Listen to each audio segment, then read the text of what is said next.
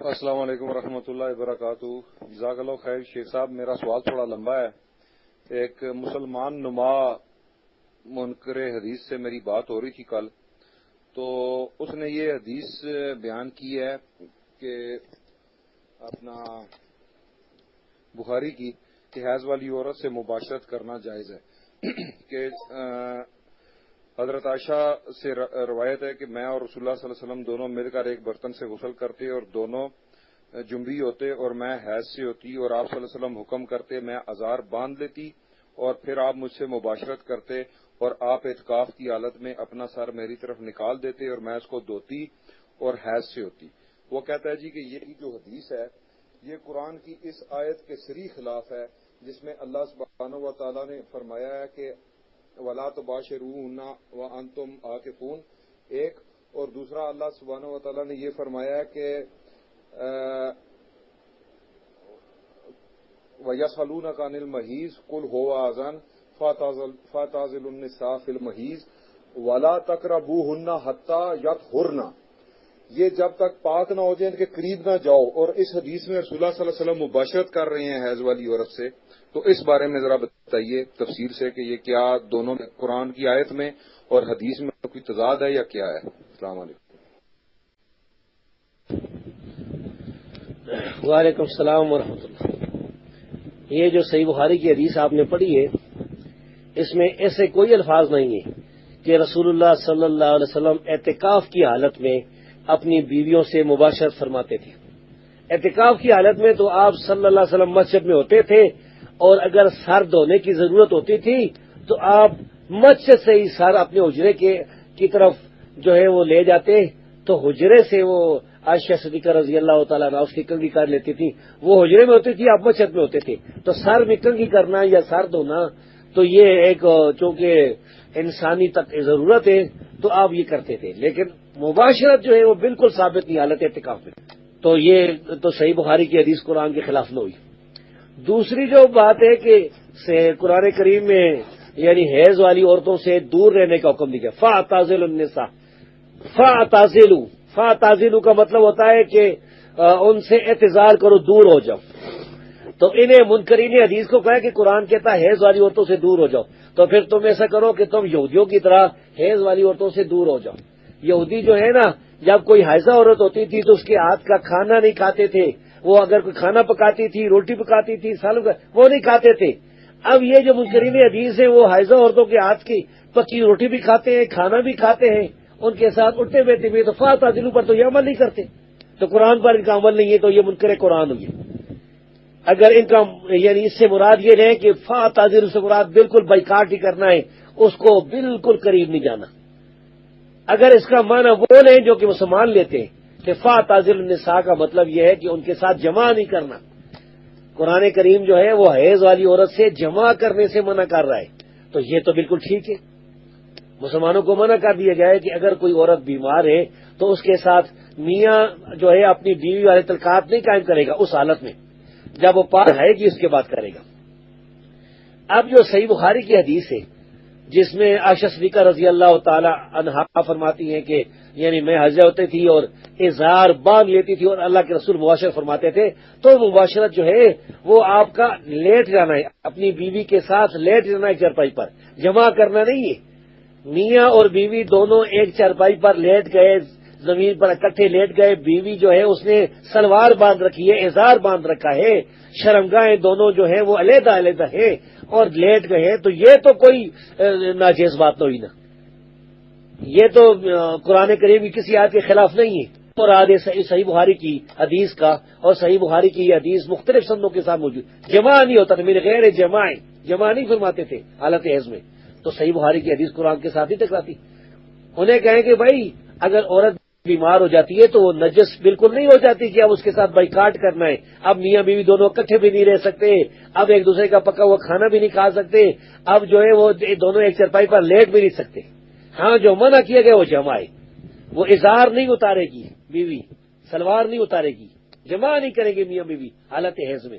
اس کے علاوہ وہ لیٹ سکتے ہیں، ایک دوسرے کے بوسے لے سکتے ہیں. یہ قرآن مجید سے ثابت ہے. اللہ رب العزت فرماتا ہے کہ نساء حرث لکم، تمہاری عورتیں تو تمہاری کھیتیاں ہیں، اور یہ فرمایا ہن لباس لکم انتم لباس لہن، تم ان کا لباس ہو وہ تمہارا لباس ہے. تو میاں بیوی دونوں اکٹھا لیٹ سکتے ہیں، کوئی یہ ایسی بات نہیں. قرآن نے اس کو منع نہیں کیا، قرآن نے جمع سے منع کر دیا. فاتعدل سے مراد جمع ہے، جمع نہیں کریں گے. اور حدیث میں مباشرت جو ہے یہ بغیر جمع کے ہے، یہ میاں بیوی کا لیٹ جانا ہے کپڑے پہنے ہوئے، ننگے نہیں کپڑے پہنے ہوئے. تو یہ منکرین حدیث کا یہ طریقہ ہوتا ہے کہ وہ جو ہے وہ حدیث کا معنی غلط بیان کرتے ہیں. انہیں کہیں کہ تم قرآن پر عمل کرو. اگر تم چلو منکر حدیث ہو تو قرآن کی آیت پر عمل کرو نا. اپنی جو بیویاں ہیں ان کو گھروں سے نکالو، تب فاتعدل ہوگا. جس طرح حدیث میں آتا ہے فاتعدل تلک الفرق کلھا، کہ سارے فرقے چھوڑ دو. سارے فرقے کیا بھی چھوڑیں گے کہ ہم ان فرقوں سے بالکل الگ ہو جائیں گے، ان فرقوں کے ساتھ کسی قسم کا ہمارا تعلق نہیں ہوگا. تو انہیں کہیں کہ بھائی فاتعدل، جب قرآن کریم میں آتا ہے فاتعدل النساء، تو پھر وہ بھی ان کے ساتھ بالکل بائیکاٹ کریں، کسی قسم کا تعلق نہ رکھیں. اگر وہ قرآن کریم کو حدیث کے ساتھ نہیں مانتے، حدیث کے ساتھ نہیں سمجھتے، اور اگر حدیث کے ساتھ مانتے ہیں تو قرآن حدیث میں کوئی تعارض نہیں. قرآن تو جماع سے منع کر رہا ہے اور حدیث جو ہے وہ کپڑوں کے ساتھ، وہ بات ہے. اور اعتکاف والی بات میں تو لیٹنا بھی نہیں ہے. تو یہ میں نے آپ کے سامنے تشریح بیان کر دی. آپ صحیح بخاری اب نکالیں گے نا اصل، تو ادھر سے بھی آپ کو انشاءاللہ یہ وہ حدیث صاف آپ کو معلوم ہو جائے گی. تو میں ابھی ہاتھ چھوڑ رہا ہوں، اگلے بھائی جو ہے نا وہ مائک چھوڑ رہا ہوں، اگلے بھائی اپنا وہ مائک لے لیں. وعلیکم ورحمۃ اللہ. میرا سوال یہ تھا کہ کسی نے پوچھا کہ جو اللہ تعالیٰ نے فرمایا ہے کہ اللہ کے چہرے کے سوائے سب کچھ ختم ہو جائے گا، تو اللہ کے دوسرے اعضاء کے بارے میں اہل سنت و جماعت کا کیا موقف ہے؟ کیونکہ ادھر سے تفسیر اس طرح ہے کہ اللہ کے چہرے کے سوائے اور سب کچھ ختم ہو جانے والا ہے. تو اللہ کے ہاتھ اور اس طرح کی جو دوسری اللہ کے اعضاء ہیں ان کے بارے میں اہل سنت کا کیا موقف ہے، اور اس کو ہم لوگ کس طرح مفسرین اس کی تشریح کی اس آیت کی وَيَبْقَى وَجْهُ رَبِّكَ ذُو الْجَلَالِ وَالْإِكْرَامِ. بارک اللہ فیک. السلام علیکم. وعلیکم السلام. یہ اللہ کے بارے میں اعضاء کا لفظ جو آپ نے استعمال کیا یہ نہیں کرنا چاہیے. اہل سنت اعضاء کا لفظ استعمال نہیں کرتے. اللہ تبارک و تعالیٰ کی جو صفات ہے، مثلا اس کا ہاتھ ہے، اس کا قدم ہے، اور اس طرح اللہ تبارک و تعالیٰ کا دیکھنا ہے یا سننا ہے، یہ صفات باری تعالیٰ، ان پر اعضاء کا لفظ استعمال کرنا یہ غلط ہے. یہ مجسمہ فرقے والے کہتے ہیں، اہل سنت نہیں کہتے. تو یہ کبھی بھی آپ نہ استعمال کریں. اب جس وہ جو آیت ہے کہ کل شیء ہالک الا وجہہ، کہ ہر چیز ہلاک ہو جائے گی سوائے اللہ کے چہرے کے. یا چہرے سے مراد اللہ کی پوری ذات ہے. اللہ تبارک و تعالیٰ کا صرف چہرہ نہیں ہے کہ معاذ اللہ اس کا قدم جو ہے ہلاک ہو جائے گا، اس کا ہاتھ ہلاک ہو جائے گا، یہ جو کہتا ہے وہ کافر ہے. یہاں چہرے سے مراد اس کی ذات ہے. ذات اللہ تبارک، جس طرح کہ کوئی چیز بھی ہے جب مصیبت آتی ہے تو کوئی چیز بھی وہ اپنا چہرہ بچاتی ہے. کوئی بھی یعنی کوئی انسان ہے، کوئی بھی ہے نا، وہ اپنا چہرہ جو ہے وہ پہلے بچاتا ہے تاکہ اس کے چہرے پر حملہ نہ ہو جائے. جب بھی اس پر حملہ ہوگا تو اپنے چہرے. قرآن کریم میں ایک جگہ وہ کدھر گیا جی، 24واں پارہ، یہ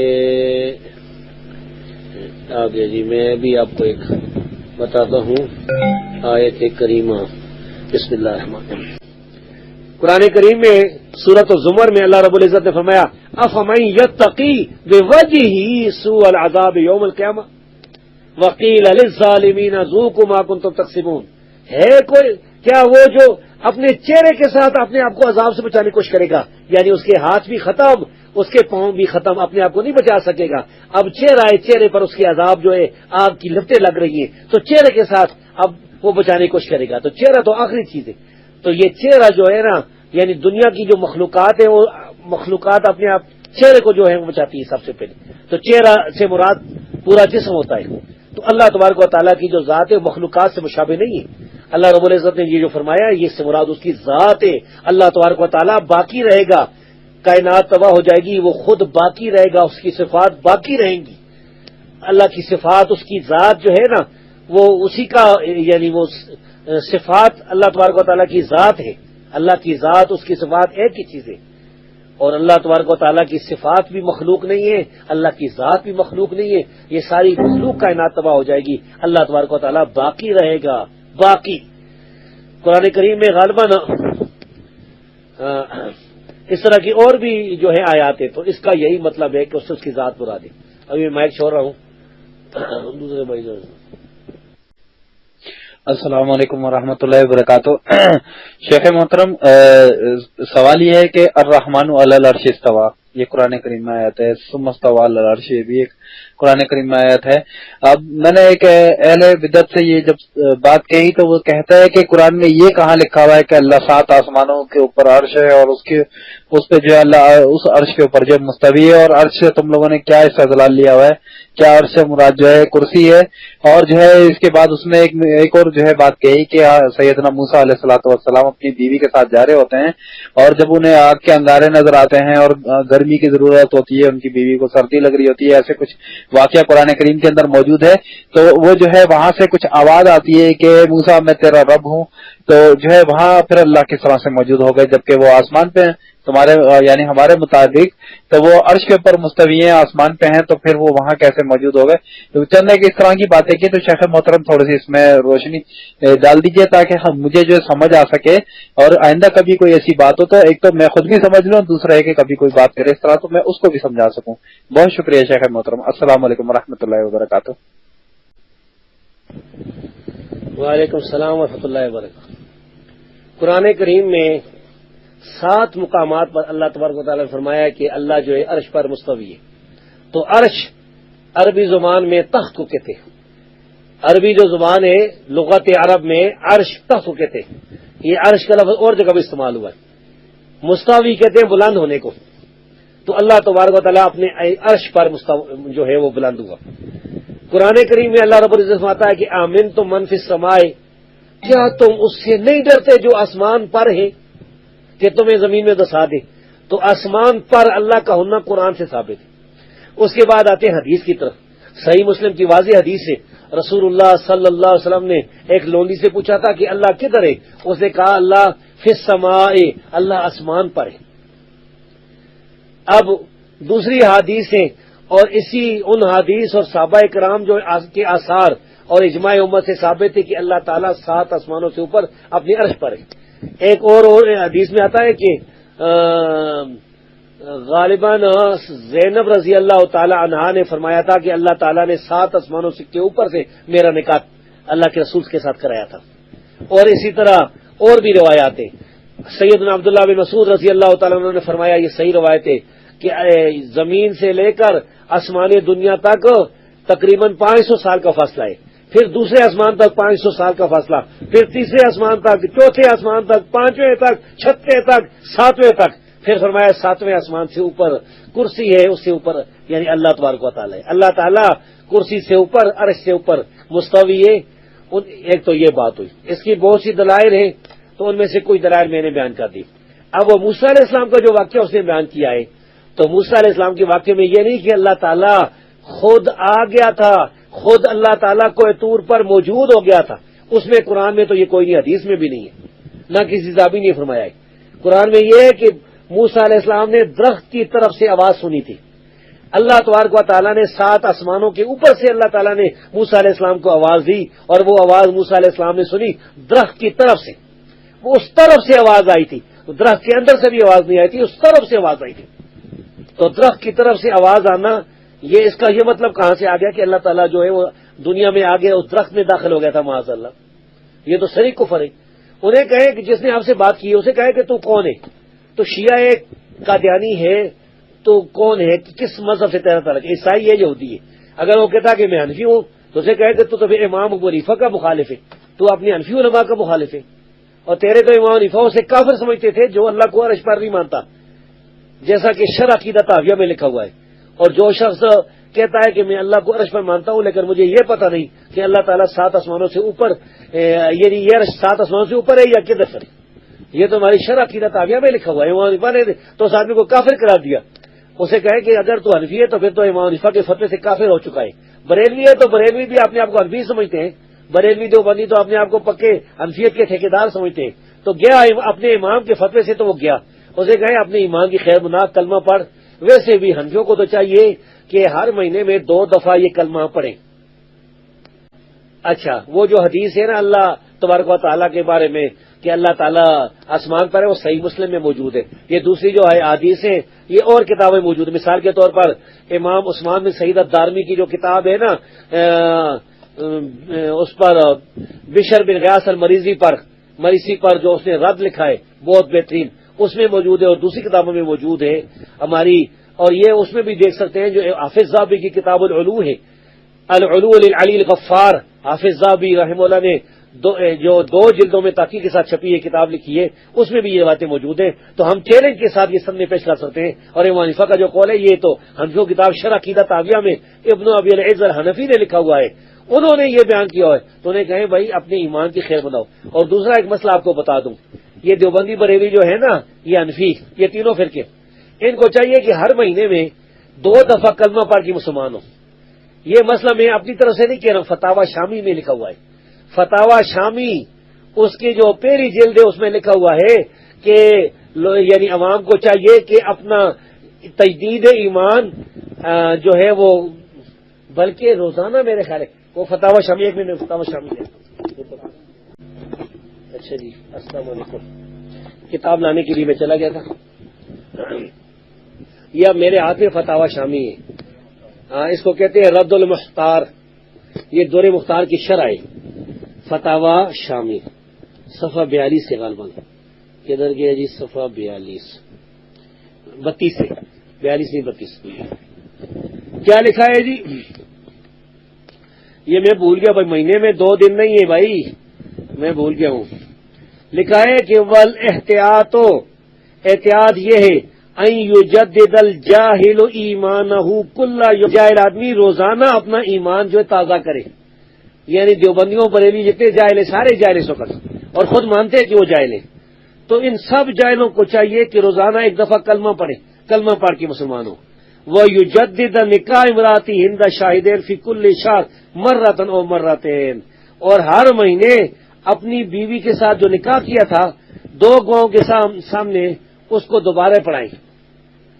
یعنی ہر دیوبندی بریلی کو چاہیے کہ وہ اپنا نکاح اپنی بیوی کو بھی لے کے جائے، خود بھی جائے، مولوی کے پاس پہنچے، گواہ بھی 2 لے کے جائے اور کہے مولوی صاحب میرا نکاح دوبارہ پڑھو، ہو سکتا ہے کوئی کفر بکا ہو اور نکاح ٹوٹ گیا ہو.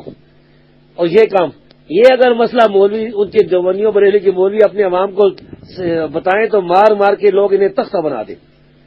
انہیں کہے کہ وہ کہے کہ تم مولوی صاحب اپنا نکاح دوبارہ پڑھو. تو یہ ہے، وہ کہتے ہیں کہ اگر مردوں سے غلطی نہیں ہوتی تو عورتوں سے ہوتی ہے. تو یہ تو اس کا مطلب یہ ہو کہ یہ جو بریلی اسے کہیں کہ امام حنیفہ کی فتوی کی وجہ سے تجھے تو روزانہ کلمہ بھی پڑھنا پڑے گا اور نکاح بھی تجھے دوبارہ اپنی بیوی کا پڑھانا پڑے گا. اب سوچو کہ کیا کرنا ہے. تو مائک چھوڑ دیں. السلام علیکم ورحمۃ اللہ وبرکاتہ. شیخ صاحب، یہ اسلام میں یہ ذاتی دفاع کے بارے میں کیا حکم ہے؟ کہ ایک حدیث ہے، بتائیے یہ صحیح بھی ہے یا نہیں، کہ حضرت سعد کہتے ہیں کہ رسول اللہ صلی اللہ علیہ وسلم سے پوچھا، یہ فرمایا کہ اگر کوئی مجھے قتل کرنے کے لیے میرے گھر میں گھس آئے تو میں کیا کروں؟ آپ صلی اللہ علیہ وسلم نے فرمایا آدم کے بیٹے حابیل کی طرح بن جانا.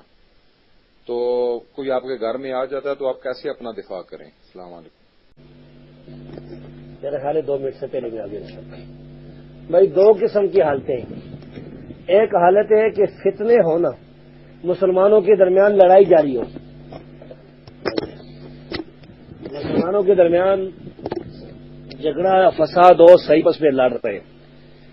جس طرح صحابہ کرام کے دور میں 2 جو ہیں جماعتیں سچے مومنین کی آپس میں لڑ پڑی تھی. ایسی حالت میں حکم یہ ہے کہ اپنی تلوار توڑ دو، اور اگر کوئی مارنے کے لیے گھر میں بھی آ جائے تو پھر اس طرح بن جاؤ جس طرح کہ آدم علیہ السلام کا مقتول بیٹا تھا، حابیل بن جاؤ، قابیل نہ بنو. ایک ہے دوسری بات کہ ایسی حالت نہیں ہے، اب آپ اپنے گھر میں بیٹھے اور گھر میں آ گئے آپ کو مارنے کے لیے، آپ کو لوٹنے کے لیے. تو حدیث میں آتا ہے من قتلا دون مالی فهو شہید، جو آدمی اپنا مال بچاتے ہوئے مارا جائے گا وہ شہید ہے. من قتلا دون عرضی فهو شہید، جو اپنی عزت بچاتے ہوئے مارا جائے گا وہ شہید ہے.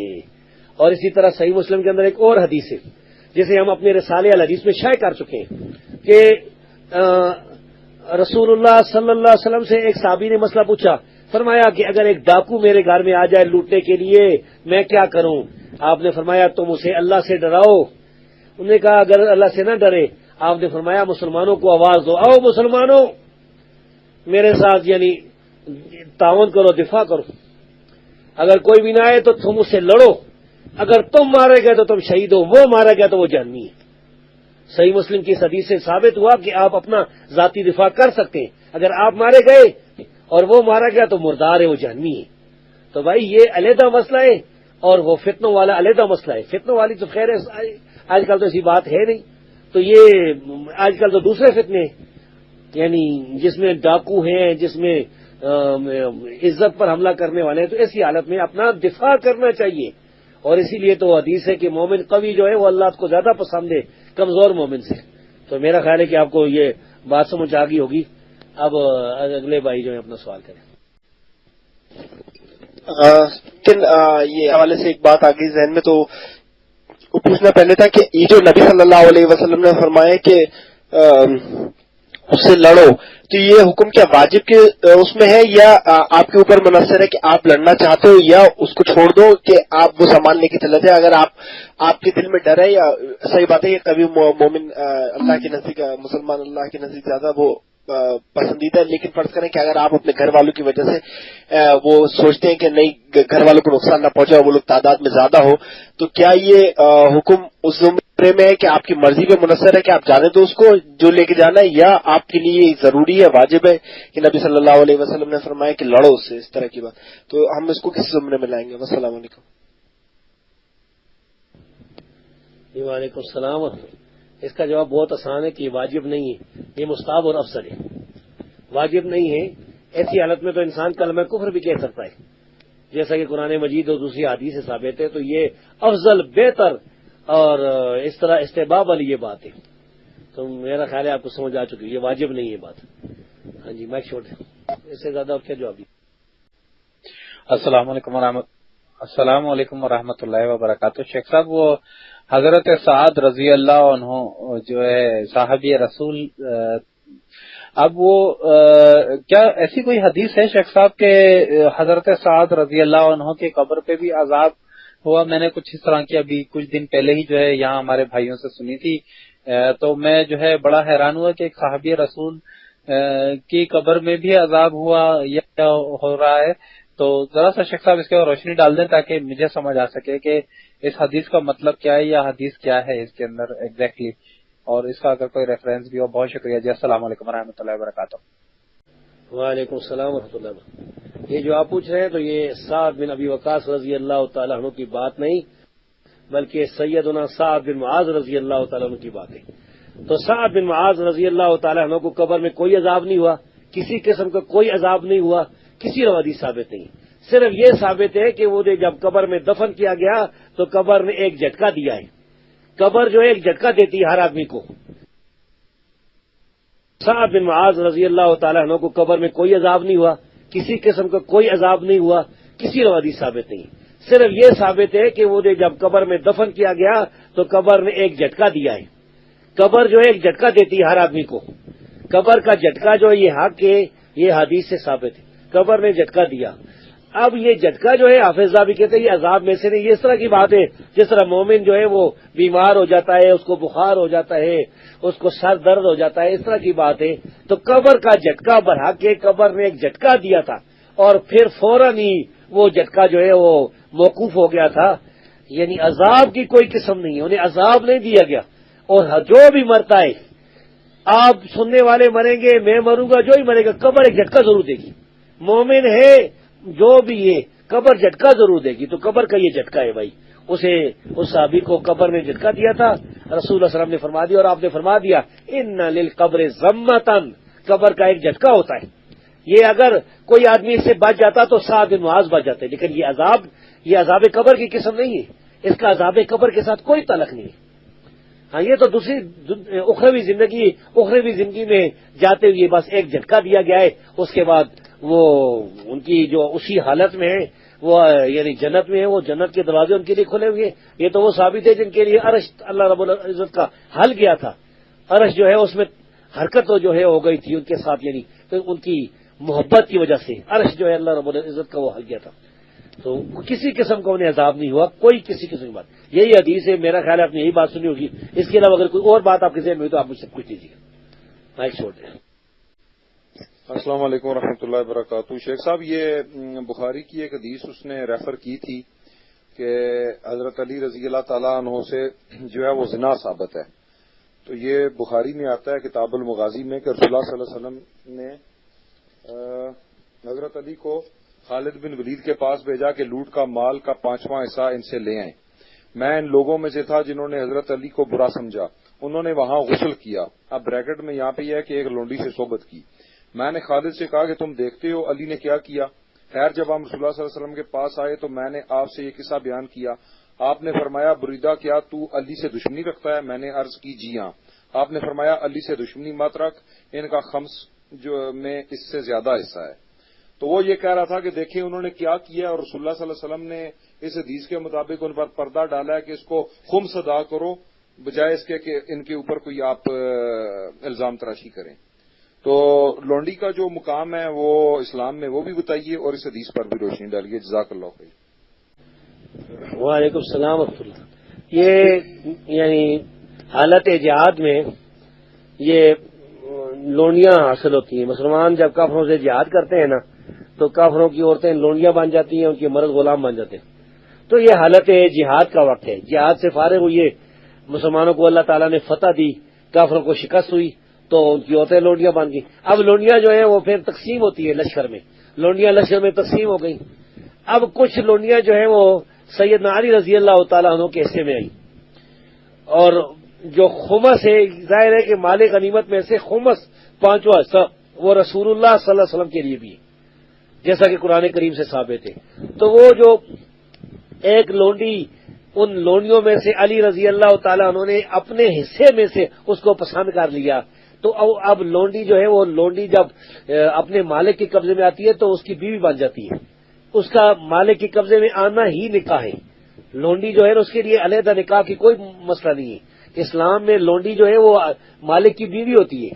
تو اگر کسی نے لونڈی حالت جہاد میں حاصل کر لی یا خرید لی تو اب اس کی بیوی ہے. تو سیدنا علی رضی اللہ تعالیٰ نے اپنی بیوی کے ساتھ جمع کیا تو یہ زنا کے طرح. زنا تو کہتے ہیں جو کہ غیر عورت کے ساتھ کوئی کرتا ہے، وہ غیر عورت تھی نہیں، یہ ان کی لونڈی تھی. اسی لیے رسول اللہ صلی اللہ علیہ وسلم نے سیدنا علی رضی اللہ تعالیٰ عنہ کی حمایت جو ہے وہ بیان فرمائی کہ ان کا حصہ تو اس سے زیادہ ہے. یعنی ممکن ہے کہ ان کے حصے میں 2-4 لونڈیاں آتی ہوں، انہوں نے تو ایک لونڈی لے لی تھی، کیونکہ اللہ کے رسول کی اس حدیث سے معلوم ہے کہ ان کا حصہ اس سے زیادہ ہے. تو اس لیے آپ نے بریدہ رضی اللہ تعالیٰ عنہ سے کہا تھا کہ علی کے ساتھ تم بغض نہ رکھو، اور اس کے بعد بریدہ رضی اللہ تعالیٰ عنہ علی کے ساتھ بغض نہیں رکھتے تھے اور یہ حدیث بیان کر کے سیدنا علی رضی اللہ تعالیٰ عنہ کا دفاع کرتے تھے.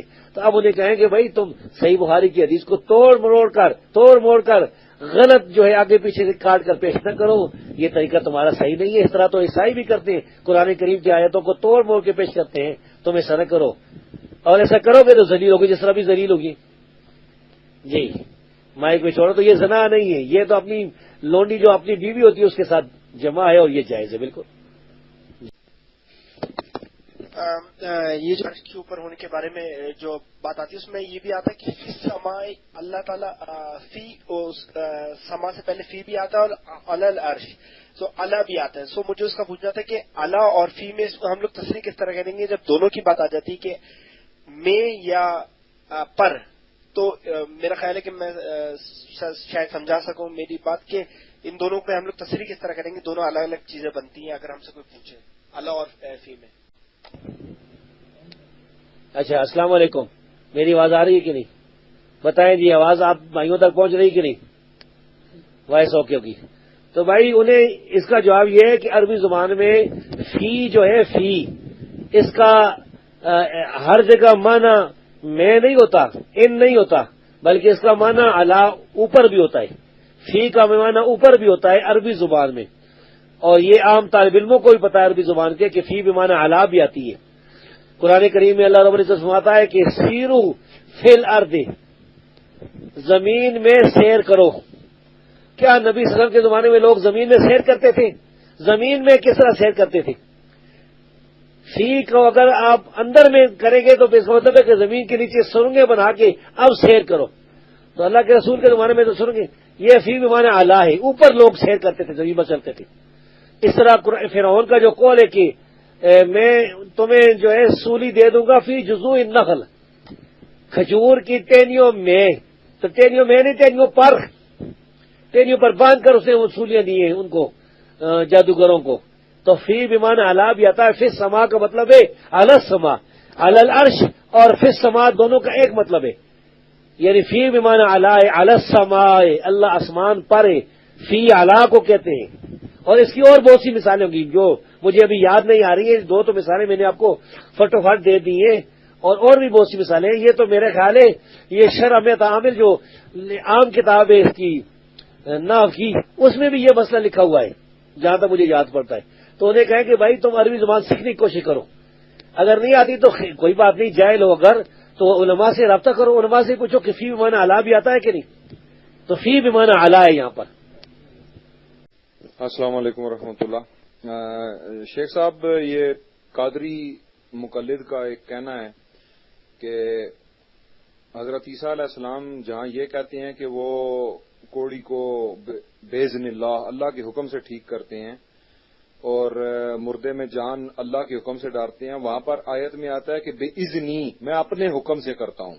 اور اگر عیسیٰ علیہ السلام مردے کو زندہ کر سکتے ہیں تو عبد القادر جیلانی جو ہے وہ 12 سال پہلے مرے ہوئے کو، ڈوبے ہوا جہاز کو کیوں نہیں نکال سکتے؟ تو یہ دلیل دے رہا ہے قرآن سے کہ عیسیٰ علیہ السلام یہ کر سکتے ہیں، اور اللہ نے یہ کہیں نہیں کہا کہ آگے آنے والے ولی اللہ یہ نہیں کر سکیں گے. تو جب انہوں نے شیخ صاحب نے یہ کیا ہے تو آپ اس کو کہتے ہیں یہ شرک ہے. السلام علیکم.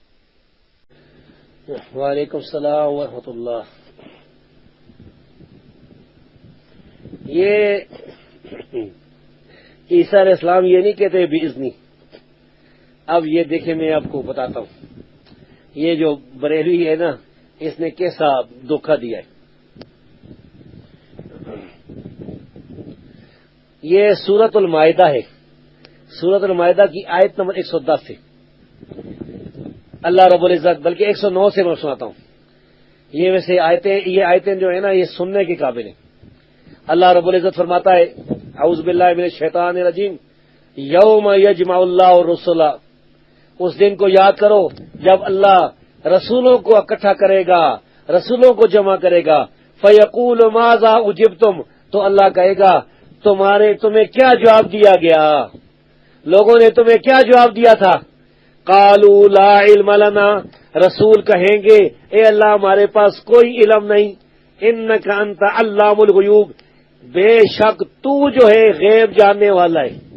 اس آیت کے ساتھ بریلوی مذہب ختم، دیوبندی ختم، جو کہتے ہیں کہ رسول غیب جانتے ہیں، سارا غیب جانتے ہیں، اور اولیاء بھی غیب جانتے ہیں، فلاں بھی غیب جانتے ہیں. پھر آگے فرمایا ہم کہتے ہیں کہ بھائی سارا غیب اللہ جانتا ہے، ہاں کچھ غیب اللہ نے وہی کے ذریعے بتا دیا تو وہ جانتے، بعض غیب جانتے، وہ بھی نبی، کوئی ولی نہیں جانتا غیب. آگے فرمایا اذ قال اللہ یا عیسی ابن مریم، اور اس وقت کو یاد کرو جب اللہ فرمائے گا اے عیسیٰ بن مریم اذکر نعمتی علیک، میری نعمت یاد کر جو میں نے تجھ پر کی تھی، وعلی والدتک، اور تیری ماں پر جو میں نے نعمت کی تھی. اللہ فرماتا ہے میں اسے یاد دلاؤں گا. اذ ایدتک بروح القدس، اللہ فرمائے گا اے عیسیٰ یاد کر جب میں نے تیری مدد روح القدس کے ساتھ کی تھی، جبریل کے ساتھ.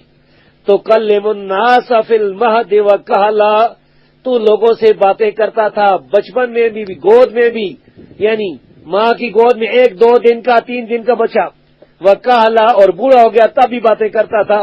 وَإِذْ عَلَّمْتُكَ الْكِتَابَ وَالْحِكْمَةَ وَالتَّوْرَاةَ وَالْإِنْجِيلَ، اور اے عیسیٰ میں نے تجھے کتاب اور حکمت بھی سکھائی تھی، کتاب و سنت سکھائی تھی، تورات اور انجیل سکھائی تھی. 4 یعنی اللہ نے 4 کتابیں سکھائی. عیسیٰ علیہ السلام کو تورات انجیل تو سمجھ آتی ہے، تورات موسیٰ علیہ السلام کی طرف نازل ہوئی تھی. عیسیٰ علیہ السلام بنی اسرائیل کے پیغمبر تھے، تورات کی اتباع کا ان کو حکم دیا گیا تھا، انجیل ان پر نازل ہوئی تھی. کتاب و سنت کیوں سکھائی گئی؟ عیسیٰ علیہ السلام نے پھر دنیا میں آنا تھا، لوگوں کو کتاب و سنت پر عمل کرانا تھا.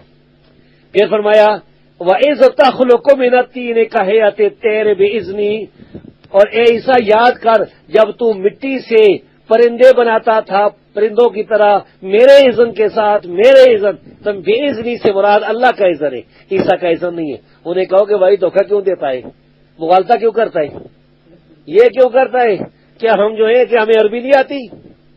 اب اسے کہتے ہیں کہ عیسیٰ علیہ السلام کے بارے میں تو یہ ثابت ہے کہ اللہ کے اذن سے وہ مردے زندہ کرتے تھے، شیخ عبد القادر جیلانی کے بارے میں کدھر ثابت ہے؟ پیش کرنا کوئی حوالہ صحیح، کوئی سچا حوالہ پیش کرنا۔ اور شیخ عبد القادر جیلانی تمہارے تو ہے بھی نہیں، وہ تو اہل حدیث تھے، وہ تو حنبلی تھے، وہ تو احمد بن حنبل رحمۃ اللہ علیہ کے عقیدے میں پیروکار تھے، جس طرح اہل حدیث بھی عقیدے میں احمد بن حنبل کے متبع ہیں، رفع دین کرنے والے تھے، حنفیوں کو گمراہ سمجھتے تھے۔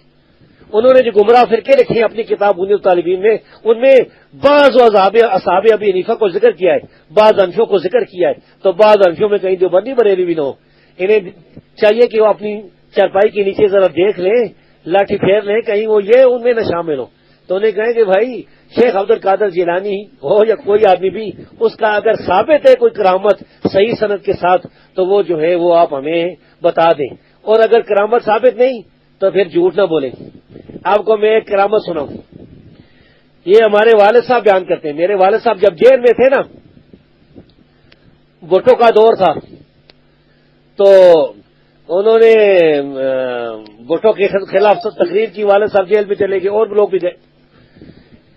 اب کیا ہوا، ایک دن جیل میں وہ ایک آدمی جو ہے نا توحیدی، وہ کہتا ہے کہ بھائی آج رات بابا آ گیا تھا، میں نے مجھے بار بار چارپائی سے نیچے گرایا ہے۔ تو وہ توحیدی تھا، ادھر بریلی بھی رہتے تھے جیل میں، تو بریلی بڑے خوش ہو گئے۔ وہ ایک بریلی کہتا دیکھا میں نہیں کہتا تھا۔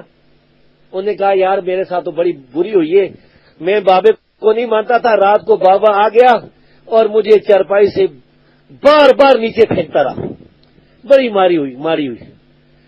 جب وہ بریلی بڑے خوش ہو گئے، ہنسنے لگے، تو تھوڑی دیر کے بعد وہ توحیدی کہتا ہے کہ بھائی جیل میں ہم اکٹھے رہتے، بیرکوں میں چارپائیاں کدھر آ گئی جیل میں، زمین پر سو کے کمر درد کرتی ہے، ڈالے کھا کے چارپائی کدھر جیل میں آ گئی۔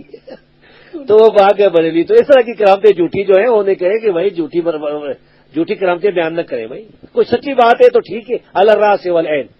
تو مائک چھوڑ دیں۔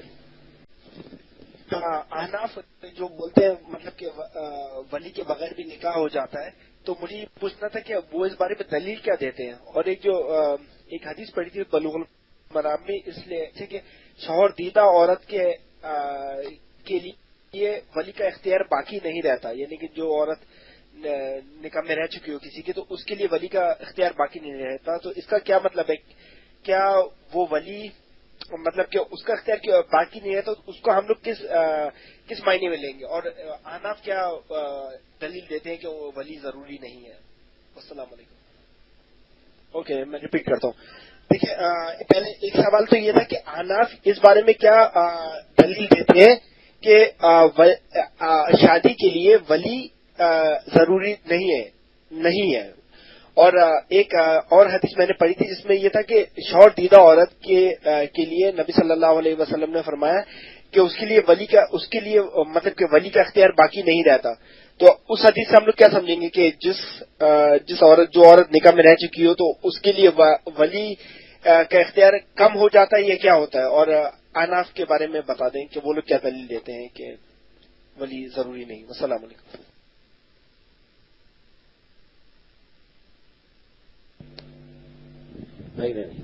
وعلیکم السلام۔ اصولاً جو ہے یہ آپ کو یہ سوال مجھ سے نہیں پوچھ رہی، کیونکہ میں حنفی نہیں ہوں اور نہ احناف کا نمائندہ ہوں، مجھے کیا پتا وہ کیا کہتے ہیں۔ میں تو اہل حدیث سے مجھ سے یہ پوچھ سکتے ہیں کہ بھائی ولی کے بغیر نکاح ہوتا ہے کہ نہیں، تو صحیح حدیث سے نکاح نہیں ہوتا۔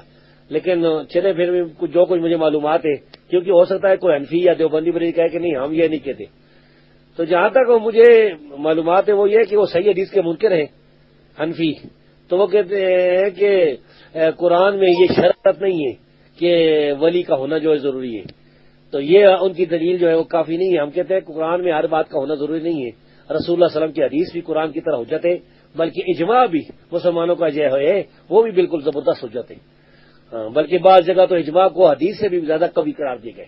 تو ان لوگوں کا یہ کہنا کہ قرآن میں ولی کی شرط موجود نہیں ہے، یہ کوئی دلیل نہیں. جب حدیث میں آ گیا کہ ولی کے بغیر نکاح نہیں ہوتا تو بات ختم. اور جو بات آپ نے کہی کہ شوہر دیدہ عورت کے بارے میں ولی والی، وہ کوئی حدیث نہیں ہے میرے علم میں سے، کوئی حدیث نہیں.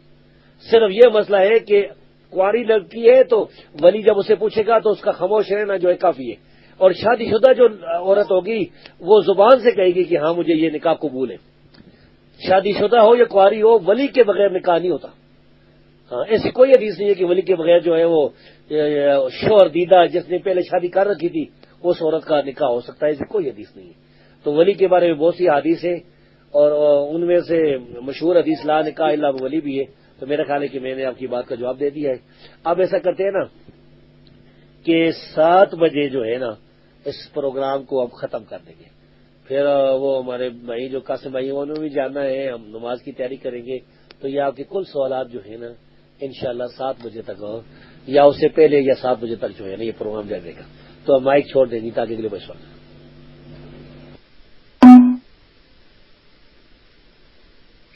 السلام علیکم ورحمۃ اللہ وبرکاتہ. بالکل شیخ صاحب، آپ اپنا جو 7 بجے سے پہلے 7 بجے تک جو ہے انشاءاللہ تعالی.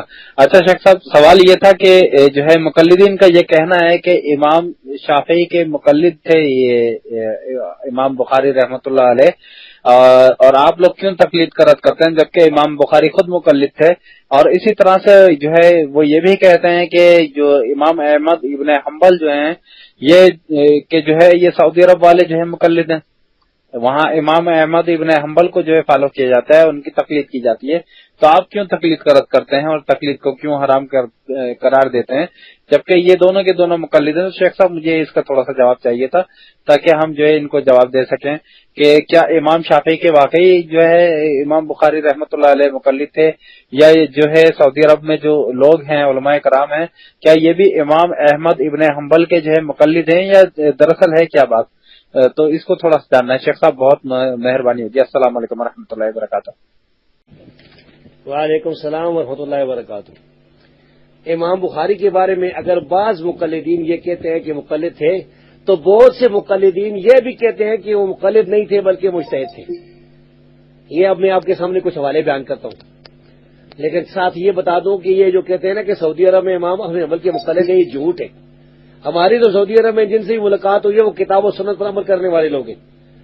حنبلی بھی اگر کوئی اپنے آپ کہتا ہے تو وہ قرآن و حدیث کو ہی ترجیح دیتا ہے. بلکہ میں نے عربوں میں ایک دیکھا تھا، ایک حنفی ابو برہان نام کا شامی تھا، حنفی تھا، پکا حنفی تھا، اور رفعین کا نماز پڑھتا تھا. وہ کہتا تھا کہ صحیح حدیث یہ جو ہے اس پر میں عمل کروں گا. وہ کہتا ہے امام حنیفہ نے کہا ہے صحیح حدیث جو ہے نا یہ میرا مذہب ہے تو بس میں صحیح حدیث پر عمل کروں گا. رفعین صحیح حدیث ثابت ہے. تو اس قسم کے حنفی تو جو ہے ہمارے سر کے پھول ہیں. ہمارا تو مقابلہ ان لوگوں سے جو منکر حدیث ہیں، جو دیوبندیوں بریلوی کی صورت میں. اب یہ دیکھیں، یہ جو مقلدین ہیں نا دیوبندی بریلوی، ان کے اب اقوال سنیں. رشید احمد گنگوئی کا نام اگر آپ نے سنا نہیں ہے تو سن لیں. رشید احمد گنگوئی دیوبندیوں کا ایک بہت بڑا مولوی تھا، اور ان کے جو 3 ارکان ہیں ان میں سے ایک تھا. اس نے لامع الدراری علی جامع البخاری نامی کتاب میں رشید احمد گنگوئی نے کہا ہے کہ الامام البخاری عندی مجتہد براسہ، وہ امام بخاری میرے نزدیک تو مجتہد ہے، مستقل مجتہد ہے. سمجھ آ گئی بات؟ اب دوسری جو ہے نا، دوسرا مولوی ہے جی انور شاہ کشمیری نام کا دیوبندی. اس نے مقدمہ فیض الباری میں لکھا ہے، اس نے یا کسی دوسرے دیوبندی بریلوی نے، بہرحال جس نے مقدمہ لکھا ہے نا اس میں لکھا ہوا ہے وَعَلَمْ أَنَّ الْبُخَارِيَّ مجتہد لا ریب فی، جان لو کہ بخاری مجتہد ہے، اس میں کوئی شک نہیں. صفحہ 58 پر بات لکھی ہے. اب ایک اور سنیں، زکریا صاحب کا نام سنا ہے تبلیغی جماعت والے؟ تبلیغی نصاب فضائل اعمال کا نام سنا ہے آپ نے؟ نہیں سنا تو چلو آپ کو بتا دیتے ہیں کہ فضائل اعمال کے نام سے ایک کتاب ہے تبلیغی جماعت والوں کے پاس. تو اس کا لکھنے والا زکریا صاحب اپنی کتاب تقریر بخاری شریف میں امام بخاری کے بارے میں کیا لکھتا ہے سنیے. زکریا صاحب نے لکھا ہے یہاں ایک مسئلہ یہ ہے کہ اہل حدیث مقلد تھے یا غیر مقلد، پھر مقلد ہونے کی صورت میں کس کی تقلید کرتے تھے، اس کے اندر علماء کا اختلاف ہے.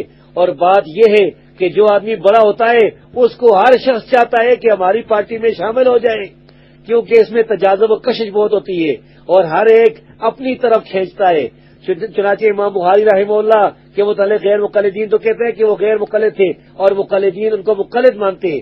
اسی طرح بہت سے شوافے نے اپنے طبقات میں ان کو شافی تعریف کیا ہے۔ چکی کا پارٹ یہ ہے کہ امام بخاری پختہ طور پر مجتہد تھے۔ یہ بات ختم ہوئی زکریا صاحب کی، یعنی چکی کا پارٹ مطلب یہ کہ پکی بات یہ کہ امام بخاری جو ہے وہ مجتہد تھے، مقلد نہیں تھے، یہ انہوں نے تسلیم کیا۔ سلیم اللہ خان کا ایک دیوبندی کراچی میں ہوتا ہے، کراچی میں مدرسہ بھی چلا رہا ہے، جامع فاروقیہ۔ فضل الباری کے جو ہے نا مقدمے میں شروع میں جلد نمبر 136 پر وہ لکھتا ہے بخاری مجتہد مطلق ہیں۔ محمد عاشق الہی ایک دیوبندی سوانح عمری زکریا صاحب صفحہ نمبر 334 پر کہتا ہے کہ میرے نزدیک صحیح بات یہ کہ امام بخاری رحمت اللہ علیہ پختہ طور پر مجتہد تھے، اور اسی طرح اوروں نے بھی لکھا ہے۔ اس بارے میں اگر تفصیل آپ دیکھنا چاہیں تو ایک مولانا محمد ادریس ظفر صاحب، انہوں نے کتاب لکھی ہے صحیح بخاری اور امام بخاری احناف کی نظر میں، بڑی عظیم الشان کتاب ہے۔ اس میں دیوبندیوں بریلویوں کو بھی احناف لکھ دیا انہوں نے، یہ عرف عوام کی وجہ سے، کیونکہ یہ آپ اپنے آپ کو حنفی سمجھے ہوئے ہیں نا، ہے حنفی نہیں لیکن سمجھے یہ بیٹھے ہیں کہ ہم حنفی ہیں، تو انہوں نے عرف عوام کا اعتبار کرتے ہوئے دیوبندیوں بریلویوں کے ساتھ بھی حنفی کا لفظ لکھ دیا ہے۔ بہرحال یہ کتاب بہت عظیم الشان ہے، بلکہ آپ بھائیوں میں سے کسی کو یہ کتاب حاصل ہو جائے تو اس کو سکین کر کے نیٹ پر بھی دے دیں، یہ عظیم الشان۔ اس میں تو انہوں نے اتنے حوالے دیے آگے امام بخاری کے بارے میں، تو امام بخاری مقلد نہیں تھے، مجتہد تھے۔ خود ان کے جب بڑے مانتے تو انہیں کہیں کہ بھائی تم کیا کہتے ہو، کچھ اپنی اداؤں پر غور کرو، اگر ہم کریں تو کوئی عرض کریں تو شکایت تو آپ کو شکایت ہوگی۔ مائک چھوڑ دیجیے۔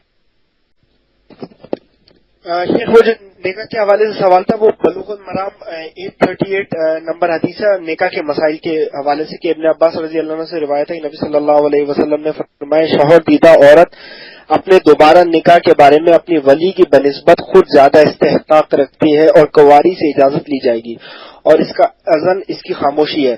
یہ مسلم کی روایت تھی، لیکن جو میں نے بات کی تھی وہ اس میں جو ہے وہ اس کے آگے ایک روایت ہے، اس میں لکھا ہے کہ شوہر دیدہ عورت کے بارے میں ولی کا کوئی اختیار نہیں اور یتیم بچیوں سے بھی مشورہ لیا جائے۔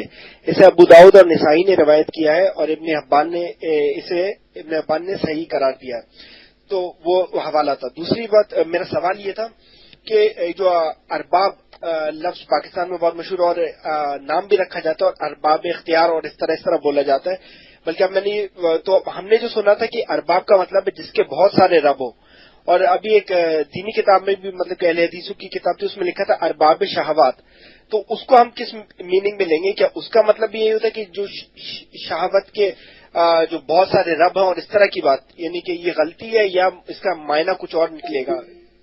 السلام علیکم۔ وعلیکم السلام۔ اچھا، آپ کے دو سوال ہیں، تو اس میں ایک تو یہ ارباب والا ہے نا، عربی میں رب جو ہے مالک کو بھی کہتے ہیں، جس طرح یوسف علیہ السلام نے اس آدمی کو کہا تھا نا کہ ارجع الی ربک، اپنے رب کے پاس، اپنے مالک کے پاس واپس جا کے پوچھ ان عورتوں کو کیا ہوا۔ تو یہاں پر جو ارباب اقتدار مراد ہوتا ہے تو اقتدار کے مالک مراد ہوتا ہے، ویسے یہ لفظ استعمال نہیں کرنا چاہیے، بہتر یہ۔ اچھا، بلوغ المرام میں کدھر ہے یہ عبداللہ بن عباس والی حدیث ہے نا؟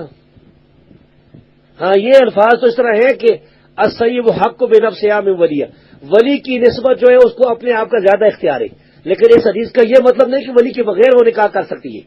اس کا مراد یہ نا کہ اگر اس کا ولی جو ہے نا وہ راضی نہیں ہے، اس سیب جو شوہر دیدہ عورت ہے ولی راضی نہیں ہے، تو پھر وہ اس ولی کو چھوڑ کے دوسرا ولی بھی مقرر کر سکتی ہے، یعنی وہ نکاح کر سکتی ہے لیکن ولی جو ہے وہ مقرر کرے گی۔ مثلا اگر فرض کرے اس کا باپ جو ہے نا وہ ولی صحیح، اس کا بھائی جو ہے ولی بن جائے گا، تو ولی کی نسبت اس کو زیادہ اختیار ہے، وہ زبان سے صراحت کرے گی۔ اور جو آگے یعنی یہ ہے کہ کنواری جو ہے نا اس سے پوچھا جاتا ہے تو اس کا خاموش ہونا ہی ہے، تو یہاں پر بھی اس حدیث کا یہی مطلب ہے کہ عورت جو ہے وہ ولی کی نسبت اپنی زبان سے کہے گی، شوہر دیدہ عورت جو ہے کہ میرا نکاح فلان جگہ پڑھ لو۔ اس کا یہ مطلب ہرگز نہیں ہے کہ ولی کے بغیر نکاح ہو سکتا ہے، بالکل اس کا یہ مطلب نہیں، نہ محدثین نے یہ مطلب نکالا ہے۔ تو میرے خیال ہے کہ آپ کے دونوں سوالوں کا جواب ہو چکا ہے، اور ہاں اگر یہ ایک اور سوال کا بھی جواب دے دیتے ہیں، ٹھیک ہے۔ چھوڑ دیں گے. السلام علیکم ورحمۃ اللہ وبرکاتہ. شیخ صاحب یہ جو ہے اسی سے متعلق ہے اور یہ آخری سوال ہے اور اس کے بعد جو ہے ہم آپ انشاءاللہ جو ہے آرام فرمائیے گا اور جو ہے نماز وغیرہ. تو شیخ صاحب سوال یہی تھا کہ جو ہے کیا جو ہے یہ جو آج کے دور میں ہم نے دیکھا ہے کہ لڑکے یا لڑکیاں کورٹ میں جا کے جب والدین جو ہے راضی نہیں ہوتے شادی کے لیے جبکہ ان دونوں کی پسند ہوتی ہے اور جو ہے والد جو ہے زیادتی کرنا چاہتے ہیں اپنی بیٹی کی زبردستی کہیں شادی کرنا چاہتے ہیں تو وہ کورٹ میں جا کے شادی کرتے ہیں. تو کیا اس صورت میں جو ہے کورٹ بھی ان کا جو ہے جج وغیرہ جو ہے کیا یہ ان کے ولی بن جاتے ہیں؟ کیا ہم یہ کہہ سکتے ہیں؟ شیخ صاحب مجھے اس کے بارے میں کچھ بتا دیجیے گا, بڑی مہربانی. بہت بہت شکریہ جی. السلام علیکم ورحمۃ اللہ وبرکاتہ. وعلیکم السلام ورحمۃ اللہ وبرکاتہ. بھائی آرام کیا کرنا ہے, پھر نماز کی تیاری کرنی ہے, پھر اور کرنا ہے مطالعہ. مغرب کے بعد میرا ذاتی مطالعہ شروع ہو جاتا ہے. ان کی بس اسی طرح ہی چل رہی ہے مسلسل مصروفیت میں. تو یہ کورٹ جو ہے یہ ولی نہیں بن سکتی. ولی اس کا وارث رشتہ دار ہی ہوگا, باپ ہوگا, بھائی ہوگا, جو اس کا بہت قریبی رشتہ دار ہے. اور ہاں اگر یہ مسئلہ ہے, ایک مسئلہ یہ ہو سکتا ہے کہ اس کے والدین کافر ہوں, گمراہ ہو, غالبتی ہو, ظالم و ذل ہو, بہت اللہ رسول کے دشمن ہو, تو پھر جو ہے وہ عورت پھر کسی دوسرے کو ولی بنا سکتی ہے. یہ مجبوری کی حالت جو علیحدہ حالت ہے. اس میں بھی وہ حلفیہ بیان دے گی اور اس علاقے کے جو علماء ہیں وہ اکٹھے ہو کے فیصلہ کریں گے کہ ہاں اس کے والدین کافر ہیں, اب اس کی جو ان کی ولایت چونکہ ختم ہے تو اس کے لیے عارضی طور پر یا اس فلاں کو بنایا جاتا ہے. اور اسلامی عدالت اگر ہوگی تو وہ اس طرح کا نکاح ہی نہیں کرے گی. تو آج کل کی جو لادینی عدالتیں ہیں ان کو جج کو ولی بنا لینا یہ غلط ہے, باطل ہے. کوئی نکاح نہیں ہوتا. اس طرح کے جو لوگ بھی نکاح کرتے ہیں وہ زنا ہے, باطل ہے.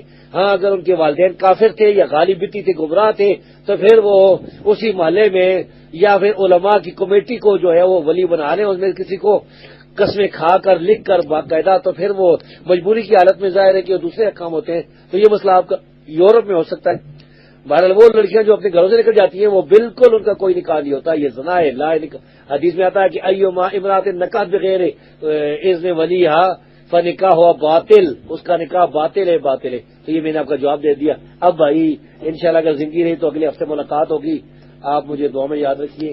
مجھے آپ کو اللہ تبارک و تعالیٰ سب بھائیوں کو کتاب و سنت پر ہمیشہ ثابت کر رکھے. السلام علیکم.